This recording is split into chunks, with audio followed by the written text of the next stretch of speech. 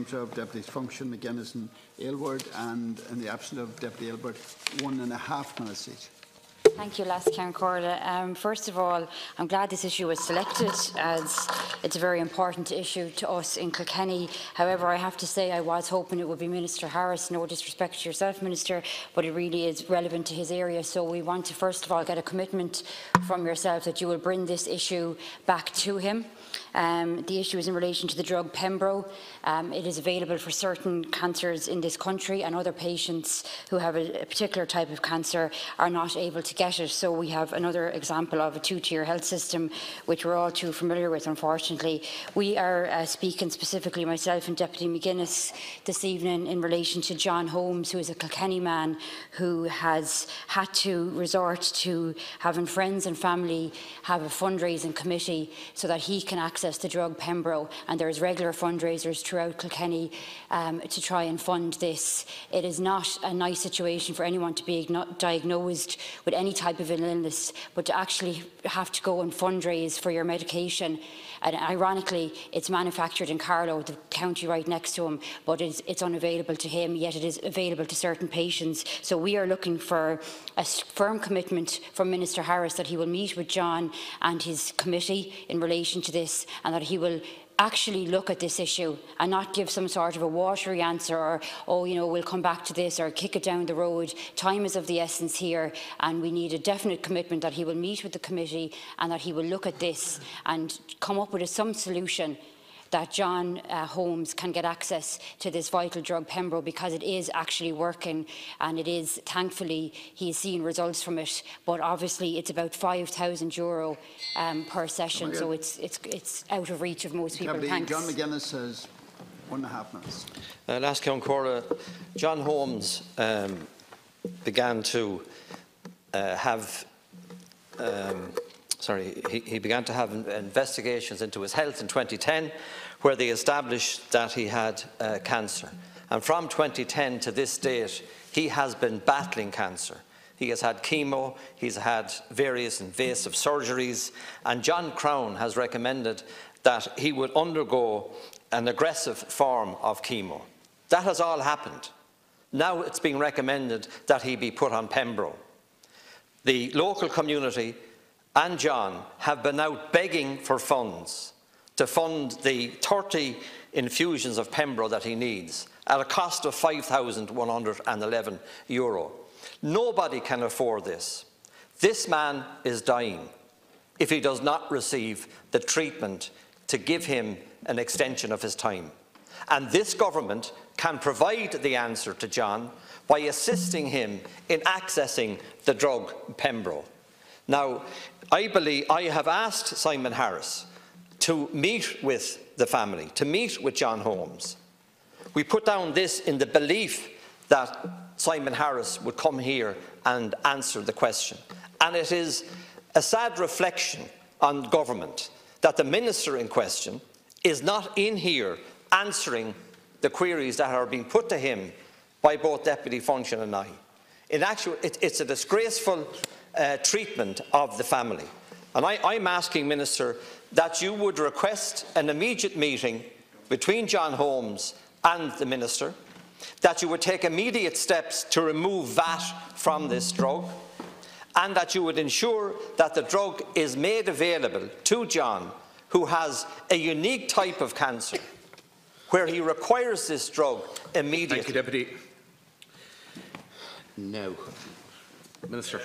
Yes, first of all, I want to thank Deputies Kathleen Funchion and John McGuinness for raising this very, very important issue. And I do accept it's a very, very serious issue, and you described in great detail the very sad case of John Holmes.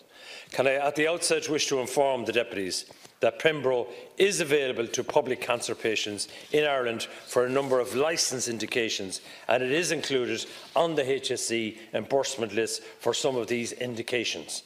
Furthermore, Pembro is currently being assessed by the HSE using the criteria as set out in the Health Pricing and Supply Medical Goods Act of 2013. For a number of other indications for which it has received marketing authorisation. The Deputies will be aware that the Oireachtas has put in place a robust legal framework in the Health Pricing Act 2013. This Act gives full statutory powers to the HSE to assess and make decisions on the reimbursement of medicines, taking account of a range of objective factors and expert opinion as appropriate. The Act specifies the criteria to be applied in the making of reimbursement decisions, which include the clinical and cost-effectiveness of the product, the opportunity cost, and also the impact of the resources available to the HSE. In line with the 2013 Act and the national framework agreed with industry, if a company would like a medicine to be reimbursed by the HSE, the company must first submit an application to have the new medicine added to the reimbursement list. Reimbursement is for licence indications which have been granted market authorisation by the European Medicines Agency or the Health Products Regulatory Authority. HSE decisions on which medicines are reimbursed by the taxpayer are made on objective, scientific and economic grounds on the advice of the National Centre for Pharmacoeconomics, the NCPE. The NCPE conducts health technology assessments, HTAs, for the HSE and makes recommendations on the reimbursement to assist the decisions. The NCPE uses a decision framework to systematically assess whether a drug is cost-effective as a health intervention. Clinical trials for various immunotherapies, including Pembro, are ongoing globally for a range of other possible indications, which may receive marketing authorisation in the EU over the next number of years. Each of those indications will be considered for reimbursement as market authorisations are granted and applications are received by the HSE. The deputies will be aware that, as an exceptional measure, the government made a decision in May 2018 to put in place a package of support measures for women and families affected by the issues related to cervical check. These measures included medicines which might not be approved for reimbursement, including Pembro, once they are prescribed by the treating clinician. The establishment of such a comprehensive support package reflected the impact of the lack of disclosure on the result of clinical audit and ensuing controversy on individual women and their families. In January 2019, Cancorla, after careful consideration of the situation which had arisen in respect of patients with cervical cancer who were not encompassed by the terms of the support package agreed by the government for those affected by the cervical check clinical audit non-disclosure issue, it was agreed that the HSE would put in place arrangements to facilitate access to Pembro for cervical cancer patients on a case-by-case basis in public hospitals when a treating clinician determined this to be in the patient's best interest. The Minister has no role in relation to how doctors manage and the care of individual patients. All prescribing decisions are entirely a matter for the treating clinician, in line with patient safety protocols and the Medical Council Guide to Professional Code and Ethics. The deputies may also be aware. The reply will be included, Minister. Okay, thank you. Well, so be it. Deputy Funchion. Thanks, Karen Carla. I should have said as well earlier that Deputy Aylward did send his apologies for this. Minister, like, with all due respect, this is really a load of nonsense. I mean, we know about the women with the cervical cancer. We're all well aware that this is not a medicine that's on trial and that hasn't been passed by the HSE. It is actually available for a number of cancers. It's just not available for John Holmes' cancer, which is metastatic neuroendocrine tumour. That's what he was diagnosed with. Now, he's been forced to have to fundraise for this, and they can see that it's working. So, I mean, to me, it makes sense. The drug is available through the HSE. It's available to other cancer patients. Clinically, it's shown that and medically, it's shown that it's working. So, what's stopping John Holmes from being able to access this? And this is why we need an urgent meeting with Minister Harris, because there needs to be common sense put into this. That's what's completely lacking. I believe that all these kind of scripts and paperwork that's going on with this at the moment is not actually dealing with the issue. And, you know, the campaign group themselves have been in contact with the Minister and have requested a meeting, and so has Deputy McGuinness as well on our behalf. But it's really important that this is not kicked down the road. I know how things go in this place, and, you know, in 2 months' time we'll be talking about the same thing. This man doesn't have that length of time, and we need to have a commitment this week that we'll have a meeting with Minister Harris. Thanks, Count Corla. Count Corla, what the Minister read out has nothing got to do with the question that was asked. You should be ashamed of yourself. You were asked a specific question about John Holmes. You were asked about supporting him in the context of €5,111 cost for 30 treatments of this drug. And all you did was give us a history lesson.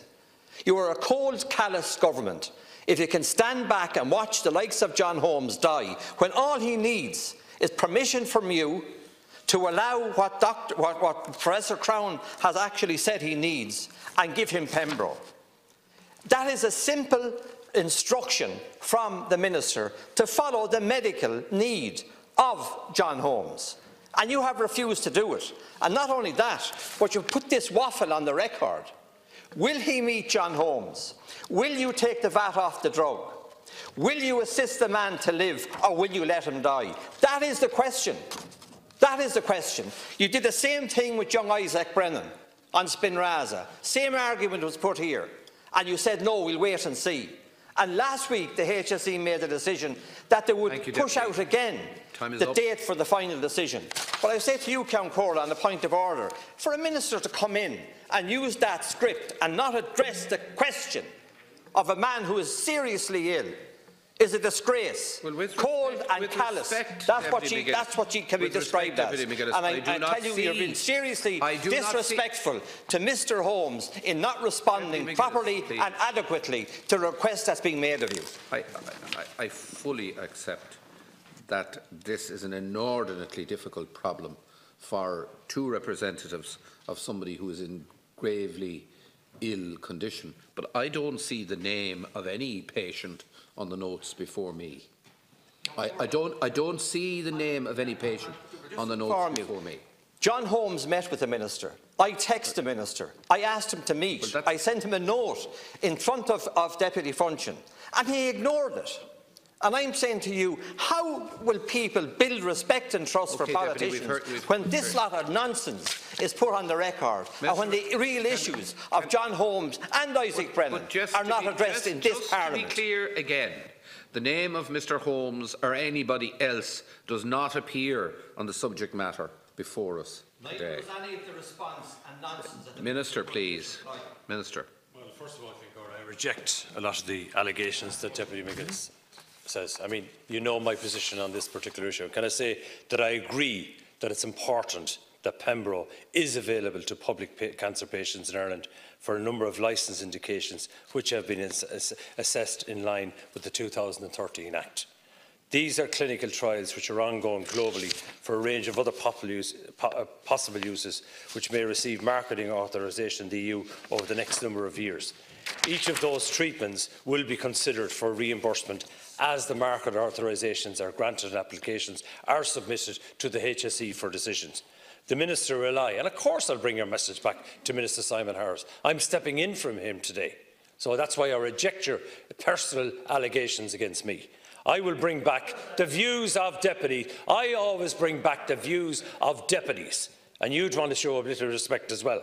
And I hope as a result of this process, the drug Pembro will become available for more indications in the years ahead. And the other points that were raised by deputies in relation to Mr. Holmes and the VAT issue, I'll bring that message back to Minister Simon Harris, and that's as much as I can do at the moment. Might be.